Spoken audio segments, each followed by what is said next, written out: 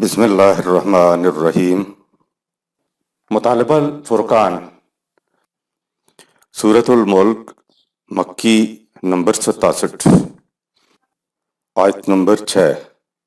قرآن مجید کی تفسیر خود قرآن مجید سے، از علامہ غلام احمد پرویز صاحب، اخذ و تلخیص محمد اکبر دکشت بھاردواج، نظر ثانی ڈاکٹر انعام الحق۔ آیت نمبر 6۔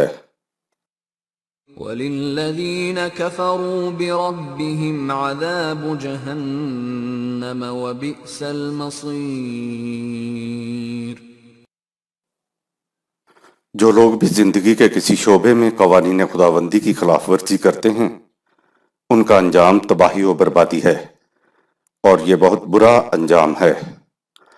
عذاب السعیر اور عذاب جہنم کا اس دنیا میں نتیجہ ذلت، خواری، محتاجی، مسکینی اور ماتحتی کا عذاب ہے۔ پچھلی آیت میں عذاب السعیر سورہ 67 آیت 5 آیا تھا، متاع حیات کو جلسا دینے والا عذاب، اور اس آیت میں عذاب و جہنم سورہ 67 آیت 6 کہا ہے۔ جہنم کے متعلق قرآن نے مختلف مقامات پر کہا خزی فی الدنیا سورہ 5 آیت 33۔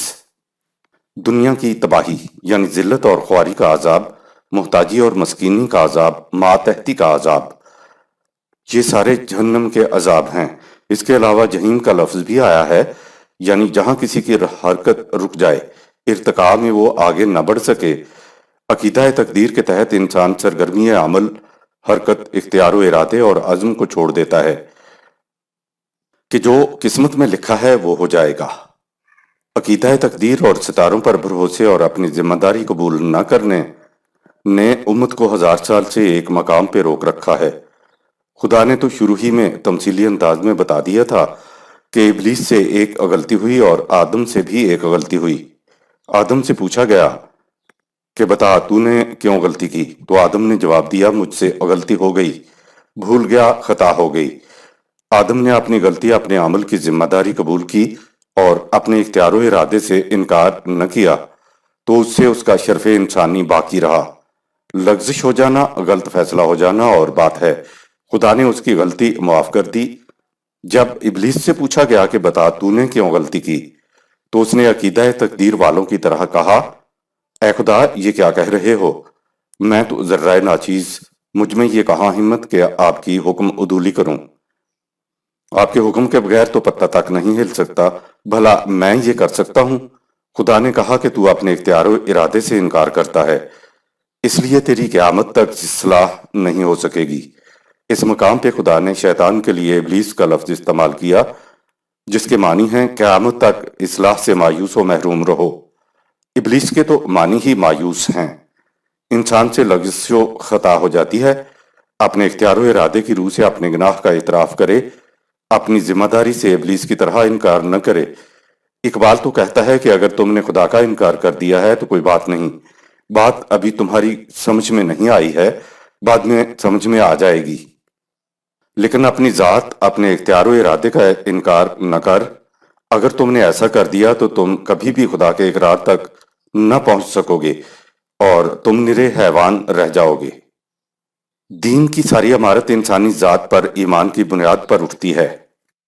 جو شخص محض جسمانی زندگی ہی کو منتہا سمجھتا ہے، اس کا خدا پر ایمان لانا بے معنی ہے۔ خدا، وحی، رسالت، آخرت پر ایمان کی ضرورت ہی اس لیے پڑتی ہے کہ انسان اس حقیقت پر ایمان رکھے کہ زندگی اسی جسم کی زندگی نہیں ہے۔ جسم کے علاوہ ایک اور چیز بھی ہے جسے انسانی ذات کہا جاتا ہے، اور طبعی زندگی کا مقصد اولین اس کی نشو و نما کرنا ہے۔ جو اس حقیقت پر ایمان رکھتا ہے تو وہ مومن ہے۔ خدا کے منکر سے کہیں زیادہ کافر وہ ہے جو اپنی ذات کا منکر ہے۔ اپنی ذات کا انکار یہ ہے کہ میں کون ہوتا ہوں کرنے والا۔ یہ جو میں نے کہا ہے وہ تو میری تقدیر میں پہلے سے خدا نے لکھا ہوا تھا۔ یہ ابلیسی رویہ ہے۔ منجم علم نجوم کی روح سے لوگوں کو اشیاء کائنات کی طرح مجبور محض سمجھ کر اندازوں سے قسمت کا حال بتاتے ہیں۔ کسی کا انسان کو یا کسی کا خود کو مجبور سمجھنا تذلیل انسانیت اور خلاف قرآن ہے۔ قرآن نے اسے انتہائی شدید اور ذلیل ترین جرم قرار دیا ہے۔ انسان کو جو چیز اشرف بناتی ہے وہ اس کا اختیار و ارادہ ہے۔ کوئی عقیدہ، کوئی مسلک جو انسان کو مجبور بتاتا ہے وہ قرآن کی بنیادی تعلیم کے خلاف ہے۔ اگر انسان مجبور ہے تو اس کے کردہ کسی کام کی ذمہ داری اس پر عائد نہیں ہوتی۔ قرآن کی تو بنیادی تعلیم یہ ہے کہ انسان اپنے اختیار و ارادے کی وجہ سے اپنے سارے کاموں یہاں تک کہ دل میں گزرنے والے خیالات کا بھی ذمہ دار ہے۔ اللہ تعالیٰ کی طرف سے سلسلہ رشد و ہدایت، انبیاء، وحی اور حیات آخرت کی ساری جنت و جہنم اسی نقطہ کے گرد گھومتی ہے کہ انسان اپنے اعمال کا ذمہ دار ہے، اور ذمہ دار صرف وہ ہو سکتا ہے جو صاحب اختیار ہو۔ اگر انسان کو صاحب اختیار نہ مانا جائے تو سلسلہ رشد و ہدایت معاذ اللہ بیکار ہو کر رہ جاتا ہے۔ آیت نمبر 7۔ اذا القوا فيها سمعوا لها شهيقا وهي تفور۔ جب یہ لوگ تباہیوں کے جہنم میں ڈالے جائیں گے تو چیخو پکار کی کرب انگیز آوازیں سنائی دیں گی۔ وہ جہنم بڑا پرجوش اور طوفان انگیز ہوگا۔ آیت نمبر 8۔ تكاد تميز من الغيظ كلما ألقي فيها فوج سألهم خزنتها ألم يأتكم نذير۔ جہنم یوں دکھائی دے گا گویا وہ جوش غضب سے پھٹ جائے گا۔ جب جب کوئی منکر خواہش قوم اس میں ڈالی جاتی ہے تو جہنم کے مالک چوکیدار ان سے پوچھتے ہیں کہ کیا تمہارے پاس کوئی ایسا شخص نہیں آیا تھا جو تمہیں تمہاری غلط روش کے تباہ کن نتائج سے آگاہ کرتا۔ قرآن نے جرائم کی پاداش میں جہنم کا ذکر بار بار کیا ہے۔ قرآن کہیں جہنم کہتا ہے، کہیں جہنم کہتا ہے تو کہیں النار کہتا ہے۔ منکر خواہش کو جس جہنم میں ڈالا جائے گا اس کی تفصیل اس آیت میں آئی ہیں۔ تفاصیل اتنی شدید ہیں کہ اس سے نظر آ رہا ہے کہ جتنا شدید سنگین جرم ہے اسی کے مطابق جیل خانہ ہے۔ اس جہنم کی کیفیت یہ بتائی، تکاد و تمیز من الغیظ، سورہ 67 آیت نمبر 8۔ وہ اچھلے جا رہا ہے، بھڑک رہا ہے، یعنی جیسے کہ ہم کہتے ہیں کہ غصے کے مارے آپے سے باہر ہو رہا ہے۔ قرآن نے منکر خواہش کی سزا کی شدت و سنگینی بتائی ہے، ورنہ صرف جہنم ہی کہتا تو بھی بات کافی تھی۔ خدا نے انسان کے اختیار و ارادے کو روح نہ کہا ہے، یعنی اپنی توانائی کہا ہے۔ اس کا انکار سنگین جرم ہے۔ آیت نمبر 9۔ قالوا بلى قد جاءنا نذير فكذبنا وقلنا ما نزل الله من شيء إن أنتم إلا في ضلال كبير۔ وہ جواب میں کہتے ہیں کہ ہاں ہمارے پاس آگاہ کرنے والا آیا تو تھا لیکن ہم نے اسے جھوٹا سمجھا اور کہہ دیا تھا کہ تیری طرف خدا نے کوئی وحی وغیرہ نہیں بھیجی، اور جھوٹا سمجھنے والوں سے ہم نے کہا تھا کہ تم بڑی گمراہی میں پڑے ہوئے ہو۔ قد جاءنا نذیر، محمد صلی اللہ علیہ وسلم کے بعد نبوت کا سلسلہ ختم کر دیا گیا ہے۔ اب قرآن کے ذریعے آگاہ کرنے کا، انذار کرنے کا فریضہ امت پر ہے۔ قرآن کو مکمل کر کے ابدی طور پر محفوظ کر دیا گیا ہے اور اس امت کو وارث کتاب قرار دے دیا گیا ہے، تو اب نہ کسی نبی کی ضرورت رہی اور نہ قرآن کے علاوہ کسی کتاب کی ضرورت۔ رسالت مآب صلی اللہ علیہ وسلم نے انذار کا فریضہ قرآن کے ذریعے ادا کیا تھا اور اسی کے ذریعے امت نے اب انذار کا فریضہ ادا کرنا ہے۔ دوزخ کے دروغے کا نام مالک ہے، سورہ 43 آیت نمبر 77۔ یعنی حاکم، محکومی اس دنیا میں ہو یا اس دنیا میں، یہ جہنم کا ذلت آمیز عذاب ہے، کیونکہ محکومی میں انسان کا اختیار و ارادہ سلب ہو جاتا ہے۔ آنے والے رسولوں کے بارے میں انہوں نے کہا فَكَذَّبْنَا، سورہ 67 آیت نمبر 9۔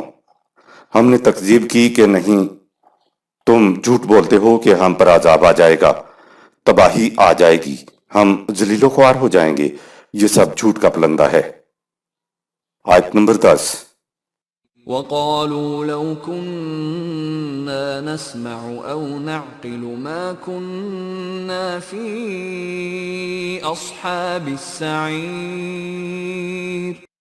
وہ جہنمی کہیں گے اصل بات یہ ہے کہ ہم نے عقل و فکر سے کام ہی نہ لیا تھا، یوں ہی تعصب، ہٹ دھرمی اور انتھی تقلید کی بنا پر آگاہ کرنے والوں کی مخالفت کرتے رہے۔ اگر ہم ان کی بات غور سے سنتے اور عقل و فکر سے کام لیتے تو آج اس جہنم میں کیوں پڑے ہوئے ہوتے؟ سورہ 7 آیت نمبر 189۔ عقل و فکر سے کام نہ لینے کا نتیجہ دنیا و آخرت میں جہنمی زندگی ہے۔ اس آیت میں جرم یہ بتایا گیا ہے کہ انہوں نے عقل و فکر سے کام نہیں لیا تھا۔ قسمت بتانے والے بتا رہے تھے اور یہ مانتے چلے جا رہے تھے، نہ بتانے والے علم اور عقل و فکر کی روح سے بتا رہے تھے اور نہ ماننے والے عقل و فکر سے کام لے رہے تھے۔ نسمعو سورہ 67 آیت نمبر 10۔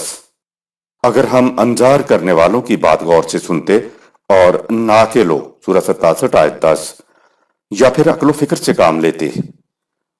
قرآن عقل و فکر و تدبر و تفکر اور شعور پر بہت زور دیتا ہے۔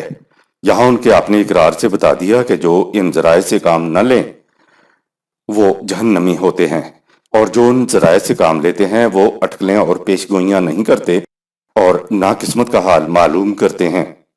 حیوان بھی اپنے اختیار کو استعمال کرتے ہوئے دھوپ سے اٹھ کر سائے میں بیٹھ جاتا ہے، لیکن یہ انسان نہیں اٹھتا، یہ کہتا ہے کہ خدا نے میری قسمت میں لکھا ہی ایسا ہے۔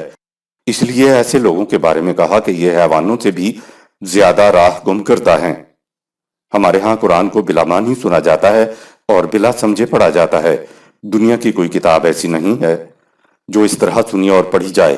سننے اور پڑھنے میں عقل و فکر کو کوئی دخل نہیں ہوتا۔ نہ تو حافظ کو معلوم ہے کہ جو پڑھ رہا ہوں اس کے معنی کیا ہیں، اور نہ سننے والوں کو معلوم کہ اس پڑھے جانے کے معنی کیا ہیں۔ کیا اس پڑھنے کو پڑھنا کہا جائے گا اور کیا ایسے سننے کو سننا کہا جائے گا؟ جہنم میں جانے والوں نے تو خود اقرار کیا کہ اگر ہم عقل و فکر سے کام لیتے تو کبھی جہنم میں نہ جاتے۔ اس کا مطلب یہ ہے کہ جو کچھ سنا گیا ہے اس کے معنی معلوم کریں۔ جن الفاظ کے معنی آپ کو معلوم ہی نہ ہوں تو ان الفاظ پہ عقل و فکر سے غور کرنے کے معنی ہی کچھ نہیں ہوتے۔ وہ تو ایک بھینس کو سنا دینا اور ایک انسان کو سنا دینا یکساں ہے۔ اس آیت سے ایک اصول سامنے آیا کہ اسلامی حکومت کا فریضہ ہے کہ وہ قوانین کو ہر فرد تک اس انداز میں پہنچا دے کہ قانون اس کی سمجھ میں آ جائے، اور دوسری بات یہ کہ سزا دینے سے پہلے ہر ملزم کو اپنی مدافعت میں صفائی پیش کرنے کا موقع دیا جائے۔ دوزخ کے دروغے نے صفائی پیش کرنے کا موقع فراہم کیا تو انہوں نے خود ہی اقرار کر لیا کہ ہم نے عقل و فکر سے کام نہ لیا تھا۔ آیت نمبر 11۔ فاعترفوا بذنبهم فسحقا لأصحاب السعير. وہ عذاب کو اپنی آنکھوں کے سامنے دیکھ کر اپنے جرائم کا اقرار کرتے ہیں، لیکن اس سے کیا حاصل؟ جو شخص مہلت کا وقفہ ختم ہو جانے کے بعد اپنے اعمال کی پاداش میں دوزخ میں چلا گیا تو وہ زندگی کے خوشگواریوں سے محروم رہ گیا۔ آیت نمبر 12۔ ان الذين يخشون ربهم بالغيب لهم مغفرة واجر كبير. ان کے برعکس جو لوگ خدا کے قانون مکافات کی روح سے اپنے اعمال کے اندیکھے نتائج کو اپنی نگاہوں کے سامنے رکھتے ہوئے غلط اعمال کے نتائج سے خائف رہتے ہیں تو ان کے لیے ہر قسم کی تباہیوں سے بچنے کا سامان ہے، اور ان کی محنتوں کے نہایت شاندار نتائج ہیں۔ قانون خداوندی کی خلاف ورزی کے غیب میں پوشیدہ نتائج سے بچنے کا نتیجہ اجر کبیر ہے۔ یخشونا سورہ 67 آیت نمبر 12۔ خشی کے معنی ہیں قوانین خداوندی کے خلاف چلنے کے نقصان کا اندیشہ یا احساس، کہ قوانین خداوندی کی خلاف ورزی سے بچنا ہے۔ اندیشہ یا احساس ابھی سامنے نہیں آیا ہوتا، بس نقصان کا اندیشہ یا احساس دل میں پیدا ہوتا ہے۔ اندیشہ بھی غیب میں ہوتا ہے، یہ پکا یقین کہ قوانین خداوندی کے موافق اعمال کے اچھے اور خلاف قانون اعمال کے نتائج برے ضرور نکلیں گے، تو اس پکے یقین کو ایمان بالغیب کہتے ہیں۔ ہر کوشش پہلے دن ہی برومند نہیں ہو جاتی، روز محنت اور مشقت کرنا ہوتی ہے، تب جا کر نتیجہ سامنے آتا ہے۔ جن قوموں کو خدا کے قوانین کی اٹل پذیری کا علم ہوتا ہے، وہ نہ تھکتی ہیں، نہ گھبراتی ہیں، نہ مایوس ہوتی ہیں، نہ اپنی کوششوں کو درمیان میں چھوڑتی ہیں۔ پورے انہماک سے اپنی کوششوں میں لگے رہنا، یہ ہے جسے قرآن نے صبر کہا ہے۔ ایمان بالغیب صبر کا مقتضی ہے۔ خدا نے اصول بتایا کہ ظالم کی کھیتی کبھی نہیں پنپ سکتی، سورہ 6 آیت نمبر 21، اور اپنے اصولوں کے بارے میں کہہ دیا کہ ان میں تبدیلی نہیں ہوگی، سورہ 6 آیت نمبر 34۔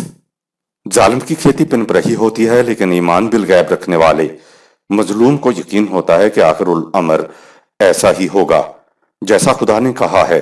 ایسا تب ہوتا ہے جب انسان قوانین خداوندی سے اپنی رفاقت قائم کرتا ہے، کیونکہ انسانی دنیا میں خدا کے قوانین انسانی رفاقت سے اپنے نتائج برآمد کرتے ہیں۔ اگر تم بھی ظالم کے شریک ہو جاؤ گے تو پھر ظالم کی کھیتی رات دگنی اور دن چوگنی پروان چڑھے گی۔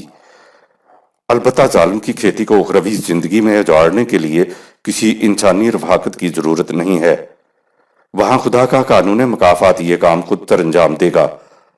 مومن ڈرتا نہیں ہے، البتہ نقصان کا اندیشہ یا احساس دل میں ہوتا ہے۔ مومن کو معلوم ہوتا ہے کہ اگر میں اپنے عمل کو قوانین خداوندی کے مطابق کر لوں تو پھر کوئی اندیشہ نہیں۔ آیت نمبر 13۔ وَأَسِرُّوا قَوْلَكُمْ أَوْ اجْهَرُوا بِهِ إِنَّهُ عَلِيمٌ بِذَاتِ الصُّدُورِ۔ زبانی اقرار سے تم خدا کو دھوکہ نہیں دے سکتے، تم اپنے ارادوں کو ظاہر کرو یا مخفی رکھو، خدا کے نزدیک یکساں ہے، وہ تو دل کی گہرائیوں میں گزرنے والے خیالات تک سے واقف ہے۔ دل کی دنیا بدل جانے سے باہر تغیر آ جاتا ہے، اسی کو تغیر نفس کہتے ہیں۔ دل کے ارادے سے جرم کی ابتدا ہوتی ہے، یعنی پہلے ارادہ، پھر عمل اور پھر اس کا نتیجہ برآمد ہوتا ہے۔ قرآن کا قانون مکافات عمل ارادے پر بھی گرفت کرتا ہے تاکہ انسان جرم کرنے سے رک جائے۔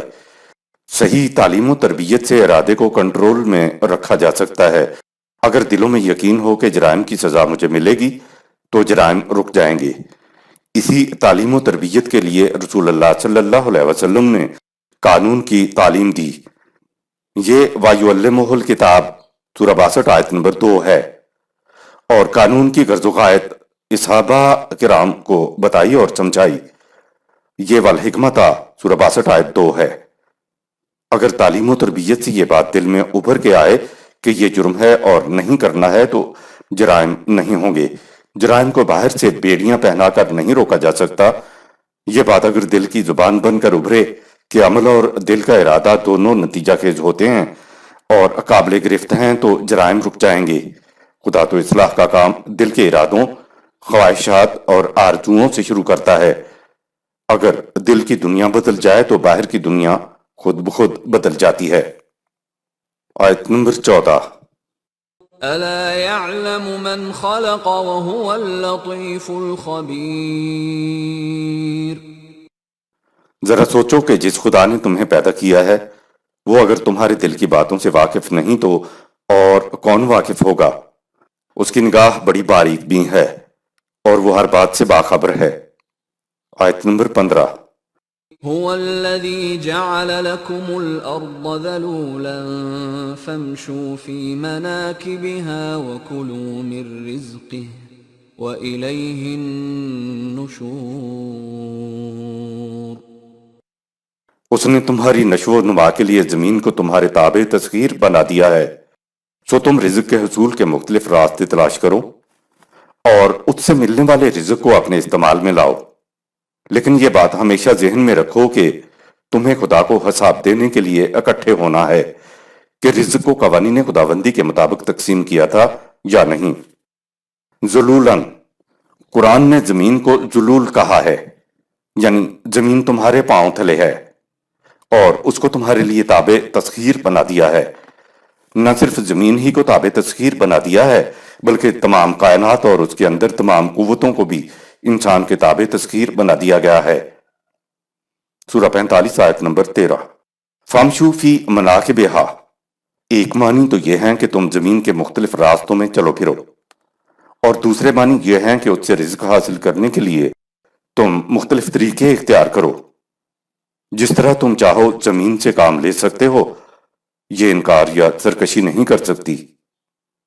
الیہ، رزق کے بعد الیہ آیا ہے، اس کے معنی ہیں قرآن کی طرف رجوع کر کے وہاں سے رزق کی تقسیم کے لیے رہنمائی حاصل کرو تو تمہارا سارا رزق حلال ہو جائے گا۔ اگر انسانوں کی اپنی مرضی کے مطابق رزق تقسیم ہوگا تو رزق حرام ہو جائے گا اور تقسیم کفر ہو جائے گی۔ آگے ہے النشور، نشور یا نشر پھیلانے یا وسعت دینے کو کہتے ہیں، ہمارے ہاں نشر و اشاعت کا لفظ استعمال ہوتا ہے، منشور پھیلائی ہوئی چیز کو کہتے ہیں۔ اس لفظ میں پھیلانے اور وسعت کا انداز ایسا ہے جیسا خزان سیدھا درخت پہ نئے پتے اور شاخیں نکل کر پھیلیں، اس کو عربی زبان میں نشور کہتے ہیں۔ خدا کے قوانین کے مطابق رزق کو پھیلاؤ، یہ ہے سابقہ آیات سے وَإِلَيْهِ النُّشُورِ کا تعلق۔ آیت نمبر 16۔ أَأَمِنْتُمْ مَنْ فِي السَّمَاءِ أَنْ يَخْسِفَ بِكُمُ الْأَرْضَ فَإِذَا هِيَ تَمُورُ۔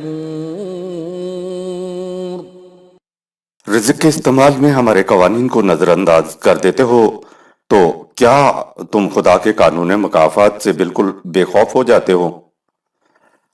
ذرا سوچو کہ اگر وہ زمین کو بنجر بنا کر اس سے حاصل ہونے والی سہولتوں کو ختم کر دے۔ سورہ 67 آیات 30-31، سورہ 80 آیت 25۔ یا تمہیں زلزلہ کے جھٹکے سے زمین میں دھنسا دے تو تم کیا کر لوگے؟ آمنتم من فی السماء، سورہ 67 آیت نمبر 16۔ عمومی ترجمہ اس کا ہے کہ کیا تم اس سے نہ ڈر ہو گئے ہو جو آسمان میں ہے؟ خدا ہر جگہ موجود ہے۔ اس نے کہا کہ وَهُوَ مَعَكُمْ أَيْنَمَا كُنْتُمْ، سورہ 57 آیت 4۔ جس جگہ جس مقام پر بھی تم ہو وہ تمہارے ساتھ ہے۔ اب یہ کہنا کہ وہ آسمانوں پر ہے وہ غلط ہے، زمین و آسمان ہی کیا، اس کی طرف تو زمان و مکان، ٹائم اینڈ سپیس کی نسبت بھی نہیں کی جا سکتی۔ اس پیچیدگی کے پیش نظر ہم نے من فی السماء، سورہ 67 آیت 17 کا مفہوم خدا کا قانون مکافات کیا ہے۔ خدا ہمارے تمام تصورات سے بلند و بالا ہے، اس لیے یہ بات نہیں ہے کہ وہ آسمانوں پہ ہے یا وہ عرش پر بیٹھا ہوا ہے۔ آیت نمبر 17۔ أَمْ أَمِنْتُمْ مَنْ فِي السَّمَاءِ أَنْ يُرْسِلَ عَلَيْكُمْ حَاصِبًا فَسَتَعْلَمُونَ كَيْفَ نَذِيرٌ۔ یا سوچو اگر ہماری حفاظت نہ ہو اور کسی قرے سے پتھر برسنے شروع ہو جائیں تو تم تباہی سے کس طرح بچ سکتے ہو؟ غیر سنجیدہ مت بنو، بہت جلد تمہیں معلوم ہو جائے گا کہ ہماری تنبیہات کا کیا مطلب ہے۔ فَسَتَعْلَمُونَ كَيْفَ نَذِيرٌ، سورہ 67 آیت نمبر 17۔ اگر انسان زمین کے محاصل کو قوانین خداوندی کے مطابق پھیلائے گا، نشور کرے گا تو وہ امن میں رہے گا۔ اگر ایسا نہیں کرے گا تو معاشرے میں رزق کی غلط تقسیم تباہ کن نتائج سامنے لائے گی۔ یہ تباہ کن نتائج بہت جلد تمہارے سامنے آ جائیں گے۔ قوموں کی تباہی طبعی حوادث سے ہی نہیں ہوا کرتی، غلط نظام تمدن بھی اس کی وجہ ہوا کرتا ہے۔ آیت نمبر 18۔ وَلَقَدْ كَذَّبَ الَّذِينَ مِن قَبْلِهِمْ فَكَيْفَ كَانَ نَكِيرٌ۔ تم سے پہلے لوگوں نے بھی ہماری تنبیہات کو جھوٹا سمجھا تھا، تو تاریخ سے پوچھو کہ ان کی تکذیب کا نتیجہ کس طرح تباہی و بربادی کی شکل میں سامنے آیا تھا۔ قرآن نے مظاہر فطرت کو شہادت میں پیش کرنے کے بعد اس آیت میں تاریخ کو شہادت میں پیش کیا ہے۔ آیت نمبر 19۔ أَوَلَمْ يَرَوْا إِلَى الطَّيْرِ فَوْقَهُمْ صَافَّاتٍ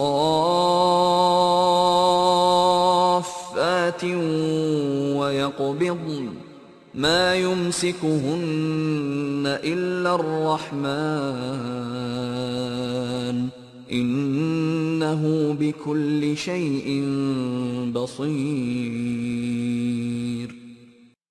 ذرا فضا کی پہنائیوں میں اڑنے والے پرندوں کو دیکھو، وہ پروں کو پھیلائے تیزی کے ساتھ اڑتے ہیں اور پروں کو سمیٹ بھی لیتے ہیں۔ سوچو خدائے رحمان کے قانون کے علاوہ اور کون ہے جو انہیں اس طرح فضا میں تھامے رکھے۔ حقیقت یہ ہے کہ اس کا قانون نشو و نما ہر شے کی ضروریات اور تقاضوں پر نگاہ رکھتا ہے۔ قبض یہ لفظ سمیٹنے، گرفت میں لینے، مٹھی میں پکڑنے اور پرواز میں تیزی پیدا کرنے کے معنوں میں استعمال ہوتا ہے۔ پرندے فضا کے اندر پروں کو پھیلاتے، پڑپڑاتے اور سمیٹتے ہوئے چلے جاتے ہیں۔ یہ قبض بھی عجیب چیز ہے۔ پرندے پر پھیلائے اڑتے رہتے ہیں، لیکن جب انہوں نے پرواز میں تیزی لانی ہوتی ہے تو وہ پروں کو پھیلاتے اور سکیڑتے ہیں۔ پھیلانے اور سکیڑنے سے رفتار میں تیزی آ جاتی ہے۔ ہر وہ چیز جس میں تحریک پیدا کرنا ہو تو اس کو دبائیے اور چھوڑیے تو تحریک پیدا ہوتی ہے۔ اسی طرح تھکے ہوئے بدن میں گردش خون کو تیز کرنے کے لیے بدن کو دبوایا جاتا ہے۔ عربی میں قبض لفظ کے معنی ہیں پر پھیلائے ہوئے چلتے ہیں۔ آیت نمبر 20۔ أَمَّنْ هَذَا الَّذِي هُوَ جُنْدٌ لَكُمْ يَنْصُرُكُمْ مِنْ دُونِ الرَّحْمَنِ إِنِ الْكَافِرُونَ إِلَّا فِي غُرُورٍ۔ تم بتاؤ کہ اگر خدائے رحمان کے قانون کی تکذیب اور مخالفت کی وجہ سے تم پر تباہی آ جائے تو وہ کون سا لشکر ہے جو اس کے مقابلے میں تمہاری مدد کر سکے گا؟ حقیقت یہ ہے کہ جو لوگ قانون خداوندی کا انکار اور اس کی مخالفت کرتے ہیں وہ دھوکے اور خود فریبی میں مبتلا ہیں۔ غرور، فریب نفس یعنی سیلف ڈسیپشن۔ غرور میں انسان غلط فہمی میں مبتلا ہوتا ہے، حالانکہ سارا کچھ قوانین خداوندی کی روح سے ہوتا ہے۔ آیت نمبر 21۔ أَمَّنْ هَذَا الَّذِي يَرْزُقُكُمْ إِنْ أَمْسَكَ رِزْقَهُ بَلْ لَجُّوا فِي عُتُوٍّ وَنُفُورٍ۔ ان سے پوچھو کہ اگر خدا زمین کی پیداواری صلاحیت کو سلب کر لے تو وہ کون ہے جو تمہیں رزق دے سکے، لیکن سرکشی اور نفرت کے جذبات میں بہے چلے جانے کی وجہ سے یہ بات ان کی سمجھ میں نہیں آتی۔ آیت نمبر 22۔ أَفَمَن يَمْشِي مُكِبًّا عَلَى وَجْهِهِ أَهْدَىٰ أَمَّن يَمْشِي سَوِيًّا عَلَى صِرَاطٍ مُسْتَقِيمٍ۔ ان سے پوچھو کہ جو شخص عقل و فکر سے کام لیے بغیر اوندھی ڈالے جذبات کی راہ میں بہے چلا جا رہا ہو، بھلا وہ اس شخص کے برابر ہو سکتا ہے جو زندگی کے توازن بدوش راستے پر سیدھا چل رہا ہو۔ آیت نمبر 23۔ قُلْ هُوَ الَّذِي أَنشَأَكُمْ وَجَعَلَ لَكُمُ السَّمْعَ وَالْأَبْصَارَ وَالْأَفْئِدَةَ قَلِيلًا مَا تَشْكُرُونَ۔ ان سے کہہ دو کہ خدا نے تمہیں پیدا کیا تو اس نے تمہیں سننے، دیکھنے اور سمجھنے سوچنے کی صلاحیتیں دیں تاکہ تم حیوانات سے مختلف زندگی بسر کرو، لیکن تم میں سے بہت کم ان صلاحیتوں سے بھرپور فائدہ اٹھاتے ہیں۔ فواد کا مفہوم۔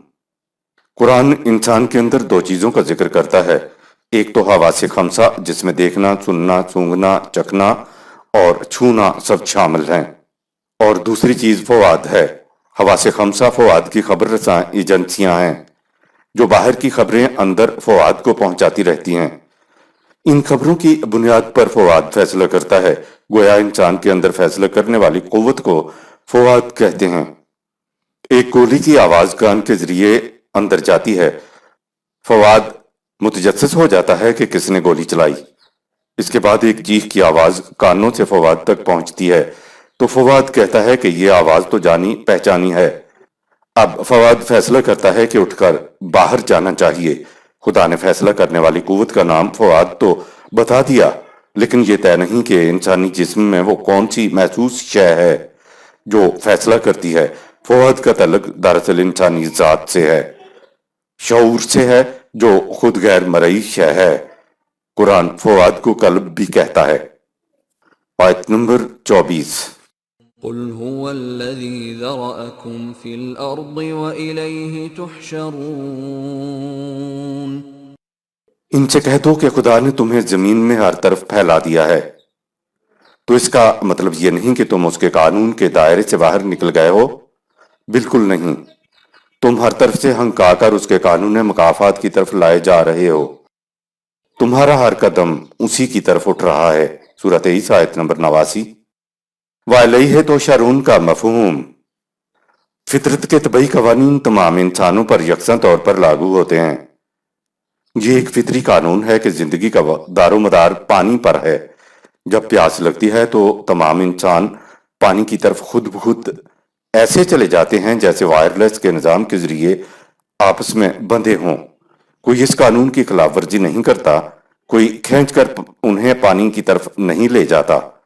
طبعی قانون کا تو آپ نے دیکھ لیا کہ ہر شخص خود بخود فطری قانون کی طرف محسوس طور پہ کھنچا چلا جاتا ہے۔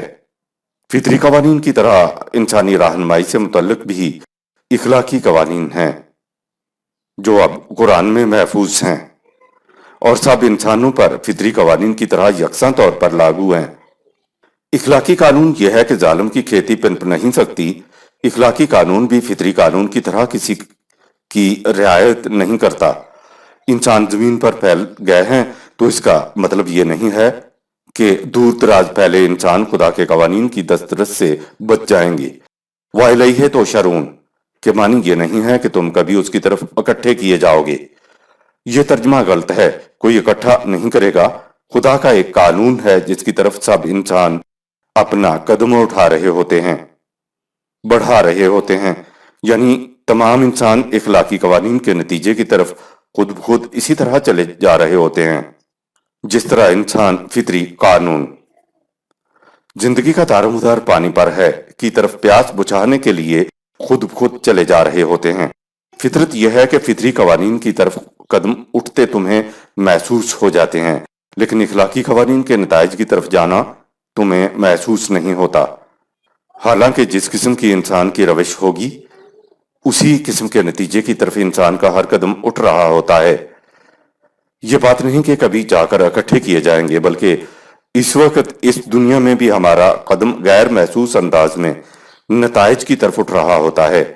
یہ ہے وَإِلَيْهِ تُحْشَرُونَ کا مفہوم۔ آیت نمبر 25۔ وَيَقُولُونَ مَتَى هَذَا الْوَعْدُ إِن كُنتُمْ صَادِقِينَ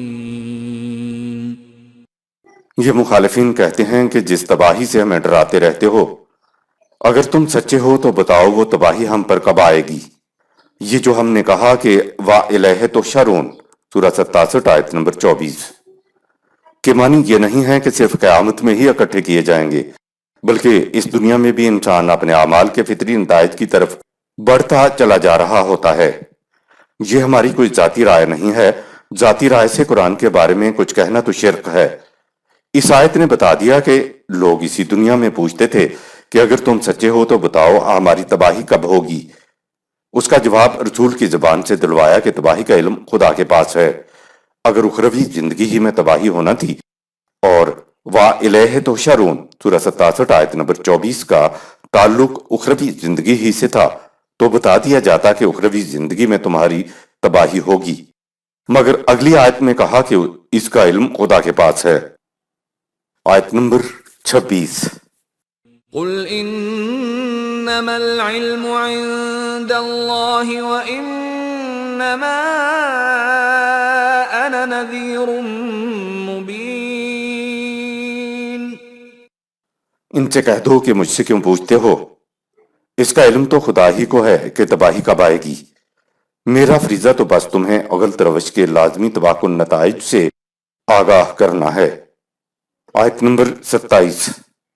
فَلَمَّا رَأَوْهُ زُلْفَةً سَيِّئَةً وَجُوهُ الَّذِينَ كَفَرُوا وَقِيلَ هَٰذَا الَّذِي كُنتُم بِهِ تَدَّعُونَ جب یہ تباہی کو قریب آتا دیکھیں گے تو غم کے مارے انکار کرنے والوں کے چہرے سیاہ ہو جائیں گے۔ اس وقت ان سے کہا جائے گا کہ یہ ہے وہ تباہی جسے تم آوازیں دے دے کر بلایا کرتے تھے۔ آیت نمبر 28۔ قل أرأيتم إن أهلكني الله ومن معي أو رحمنا فمن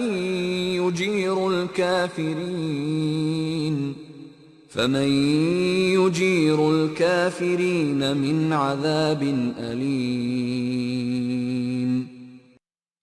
تم ان سے کہہ دو کہ اس سوال کو چھوڑو کہ میرا اور میرے ساتھیوں کا انجام کیا ہوگا. ہم تباہ ہو جائیں گے یا خدا کی رحمت اور ربوبیت ہمارے شامل حال رہے. پر تم بتاؤ کہ انکار و سرکشی کی پاداش میں جو تباہی تم پر آئے گی اس سے تمہیں کون پناہ دے گا؟ اپنی فکر کرو. جب مخالفین کو تباہی سے آگاہ کیا جاتا تھا تو وہ کہتے کہ آپ اپنے متعلق اور اپنے متبعین کے متعلق تو بتائیے کہ ان کا کیا حال ہوگا. قرآن کہتا ہے کہ اس بات کو چھوڑو، اپنی فکر کرو. قرآن بحث میں نہیں الجھتا. آیت نمبر 29. قل هو الرحمن آمنا به وعليه توكلنا فستعلمون من هو في ضلال مبين. ان سے کہو کہ کائنات کی نشو و نما کرنے والے خدائے رحمان پر ہم ایمان لائے ہیں. اس کے قانون نشو و نما پر ہمارا پورا بھروسہ ہے کہ ہم پر تباہی نہیں آئے گی. پس تمہیں عنقریب معلوم ہو جائے گا کہ کھلی ہوئی گمراہی میں کون ہے اور کون صحیح راستے پر چل رہا ہے. خدا کے ماننے کے یہ معنی ہے کہ خدا نے جو قانون و رہنمائی دی ہے یقین کیا جائے کہ وہ صداقت پر مبنی ہے، اور یہ کہ خدا جیسا کہتا ہے ویسا ہو کر رہتا ہے. ایک شخص کہتا ہے کہ میں خدا کو مانتا ہوں اور دوسرا کہتا ہے کہ میں خدا کو نہیں مانتا، اور ان دونوں کی عملی زندگی میں کوئی فرق نہیں ہے. تو ماننے اور نہ ماننے والے کی زندگی میں کیا فرق پڑا؟ یہ خدا کا ماننا نہیں ہے. خدا پر ایمان یہ ہے کہ جو کچھ ارشاد فرمایا ہے مجھے اس کی حقانیت اور صداقت پر یقین ہے کہ ایسا ہو کر رہے گا. مخالفین رسول اللہ صلی اللہ علیہ وسلم اور مومنین کے انجام کا پوچھتے تھے تو خدا نے مومنین کی زبان سے کہلوایا کہ ہمارا اعتماد اور بھروسہ خدا کے قوانین پر ہے، اور تباہی سے جو بچنے کا طریقہ خدا نے بتایا ہے ہم ویسا ہی کرتے ہیں. اب تم اپنی بات کرو کہ تم نے کیا انتظام کر رکھا ہے. آیت نمبر 30. قل أرأيتم إن أصبح ماؤكم غورا فمن يأتيكم بماء معين. ان سے سوال کرو کہ اگر ابلتے چشموں کے پانی کو خدا کا قانون اوپر لانے کی بجائے زیر زمین نیچے اتار دے تو بتاؤ تمہارے لیے صاف و شفاف پانی کون لائے گا؟ باقی رہنے والی منافعت قوانین خداوندی سے انسان کی رفاقت کے ذریعے ہی سے ملتی ہے. سورہ الواقعہ کی آیات 63 تا 74 میں عجیب انداز میں تقابل کیا گیا ہے. خدا کی پیدا کردہ چیز، اس کا قانون اور انسان کی محنت جب ملے تو پھر رزق میں بنتا ہے. ملاحظہ فرمائیں، کبھی تم نے غور کیا جو تم بوتے ہو؟ سورہ 56 آیت نمبر 63. دانے سے جو کونپل نکلتی ہے وہ تم کھینچ کر نکالتے ہو یا ہمارا قانون؟ سورہ 56 آیت نمبر 64. انسان نے ہل چلایا، زمین نرم کی، کھاد ڈالی، بیج ڈالا، لیکن آگے تو سارا کچھ خدا کے قانون نے کیا. دیکھا انسان کیا کرتا ہے اور خدا کیا کرتا ہے. دونوں کی رفاقت سے رزق پیدا ہوتا ہے. آگے کہا کہ اگر ہمارا قانون ایسا نہ ہو تو بیج سے کچھ بھی نہ اگے، اور اگر پودا بن بھی جائے تو جل بن کے تباہ ہو جائے. تو فصل تو ایک طرف رہی، تمہارا بیج بھی اکارت چلا جائے. سورہ 56 آیات 65-66. یہ پانی جسے تم پیتے ہو اس پر تمہاری زندگی کا دار و مدار ہے. سورہ 56 آیت نمبر 68. کیا اسے بادلوں سے تم برساتے ہو یا ہمارا قانون ربوبیت ایسا کرتا ہے؟ سورہ 56 آیت نمبر 69. سمندر کا پانی پینے کے قابل نہیں ہے. ہمیں صاف و شفاف کشید کردہ پانی بارش کے ذریعے سے ہی ملتا ہے. اگر سارا پانی سمندر کے پانی کی طرح کھاری ہو تو نہ تم پی سکو اور نہ کھیتی اگ سکے. سورہ 56 آیت نمبر 70. کیا درختوں کی لکڑی تمہاری بنائی ہوئی ہے؟ जिसे तुम रोशन करते हो और उससे काम लेते हो। सूरह 56 आयत नंबर 71। दरख्त की टहनियों के रगे खुश्क में शोला को निहा कर देना तुम्हारी कारीगरी है या हमारा कानून ऐसा करता है। सूरह 56 आयत नंबर 72। ये सारा कुछ हमने बयान किया कि तुम्हें समझाएं कि इसमें तुम्हारा हिस्सा कितना है और हमारा हिस्सा कितना है। सूरह 56 आयत नंबर 73। खुदा ने अपने हिस्से के लिए कहा मतअल्लिल मुक़वीन। सूरह 56 आयत नंबर 74। भूखों को जाकर दे दो, हम तक पहुंच जाएगा। मुश्तरका कारोबार था, इसलिए ईमानदार कारोबारी बनो। हमारा हिस्सा हमें दे दो और अपना हिस्सा घर ले जाओ। यूं इंसान और खुदा के कानून की रफाकत से रिज्क पैदा होता है, इसलिए उसके कानून के मुताबिक ही रिज्क की तकसीम भी होना चाहिए। इस अंदाज़े जीस्त के बारे में कुरान ने बताया कि वा अम्मा मा यनफउन्नासा फयमकुसु फिल अर्ज। सूरह 13 आयत नंबर 17। बका इस दुनिया में उसी अमल को है जो अन्नास की मुनाफात के लिए किया जाए। जाहिर है कि पूरी इंसानियत की मुनाफात के लिए इंसान सिर्फ कवानीन खुदाबंदी के तहत ही अमल कर सकता है। सदकल्लाहुल अज़ीम। यहाँ सूरह अल मुल्क इख्तिताम पजीर हुई। शुक्रिया।